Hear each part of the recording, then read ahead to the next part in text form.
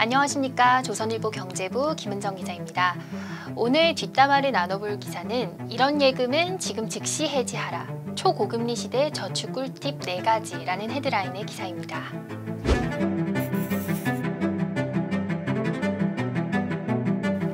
작년 8월 이후부터 한국은행이 기준금리를 꾸준히 올렸고 또 최근에는 한 번에 0.5%포인트를 올리는 빅스텝을 2번이나 밟게 되면서 시중은행의 예적금 금리가 큰 폭으로 올랐습니다.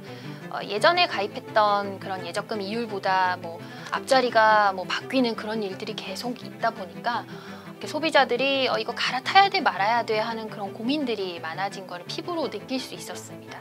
저도 주변에서 이런 경우에는 유지하는 게 좋으냐 깨는 게 좋으냐라는 질문들을 여러 번 받았거든요. 그래서 이제 은행권 PB들에게 좀 물어봤습니다. 어떤 원칙을 가지고 이렇게 예적금 리모델링을 하는 것이 좋은지 이거를 물어봤습니다. 그랬더니 공통적인 결론은 이런 금리 상승기에는 방망이를 짧게 잡고 자주 휘둘러라 라는 조언을 했습니다. 이 말은 예금 만기를 짧게 가져가서 최대한 자주 이렇게 만기가 도래하도록 해서 금리 인상으로 인한 피해를 최소화하라는 그런 의견들이었습니다. 일단 만기는 짧게 가져가라고들 합니다. 왜냐하면 요즘 거의 매달 한국은행이 기준금리를 올리고 있기 때문에 정말 자고 나면 또 고금리 상품이 나오고 있는 실정입니다. 그렇다 보니까 만기를 길게 가져가기보다는 1개월, 3개월, 6개월 이런 식으로 좀 짧게 가져가서 그 이후에 금리가 더 올랐을 때에는 또 새 상품에 가입할 수 있도록 그렇게 여지를 마련해 두라는 조언들을 많이 했습니다. 요즘에는 좀 금리 매력도 커졌습니다. 사실 장기 예금일수록 예금이 올라가는 게 보통이었는데 요즘에는 단기 예금 금리가 장기보다 더 높은 역전 현상도 일어났습니다. 1년 예금이 2, 3년짜리 예금보다 훨씬 금리가 높아진 것을 볼 수 있는데요. 그거는 이제 은행들이 금리 인상이 언제까지 계속될 거라고 보지 않고 앞으로 내려갈 수도 있다고 예상을 하다 보니 이렇게 장기 예금에 고금리를 적용하지 않는 것입니다. 그래서 충분히 1년짜리, 6개월, 3개월짜리를 가입하더라도 충분히 고금리 혜택도 누리실 수가 있습니다. 두 번째 원칙은 목돈을 한 번에 넣지 말고 좀 나눠서 분산 예치하라는 말들을 합니다. 여윳돈을 몽땅 한 개의 정기예금에 몰아넣기보다는 조금 몇 가지 상품에 나눠서 분산 예치하라는 조언들을 많이 했습니다. 예컨대 3개월, 6개월, 12개월 이런 식으로 좀 만기를 분산해서 이렇게 돈을 넣어두게 되면은 수시로 이렇게 만기가 돌아오니까 그때 돼서 고금리 상품에다가 또 가입할 수 있고 또 한 가지는 절세 혜택도 누릴 수 있다는 겁니다. 연간 이자 및 배당 소득이 2천만 원을 넘어가면 금융소득 종합과세 대상자가 됩니다. 그렇다 보니까 요거를 피하기 위해서라도 좀 이렇게 만기를 분산해 놓는 것이 유리할 수 있습니다. 그리고 금액적으로도 몽땅 이렇게 한 곳에 몰아넣게 되면은 나중에 굉장히 좋은 금리의 상품이 나왔을 때 가입할 돈이 없어지잖아요.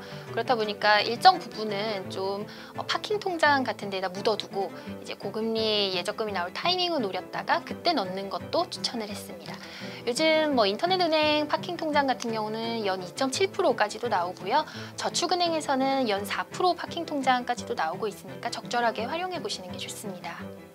그리고 한 시중은행에서 내부적으로 시뮬레이션을 돌려봤더니 가입한 지 3개월 미만인 정기예금은 갈아타는 게 유리하다라는 결론이 났다고 합니다. 왜냐하면 최근에 기준금리 인상폭이 워낙 급격했기 때문에 몇 달치 중도 해지 이자를 손해를 보더라도 훨씬 그게 이득이라는 거죠. 요즘 온라인에서는 예적금 갈아타기 계산기 프로그램도 쉽게 구하실 수가 있는데요. 여기에 예치금과 기간 등등 몇 가지 조건만 입력하면 이거를 유지했을 때의 이자와 다른 상품으로 갈아탔을 때의 이자를 한눈에 이렇게 비교를 할 수도 있습니다. 그러니까 적절하게 이 프로그램도 사용해 보시는 것을 권장합니다. 사실 그 5대 은행의 1년짜리 정기예금 금리가 지금 연 4.7%까지 올라갔죠. 작년 대비해서는 2배 이상 높아진 금리라서 사실 매력을 느끼시는 분들도 많지만 이 금융권으로 좀 폭을 넓혀보면 훨씬 더 높은 금리의 상품들도 많이 나옵니다.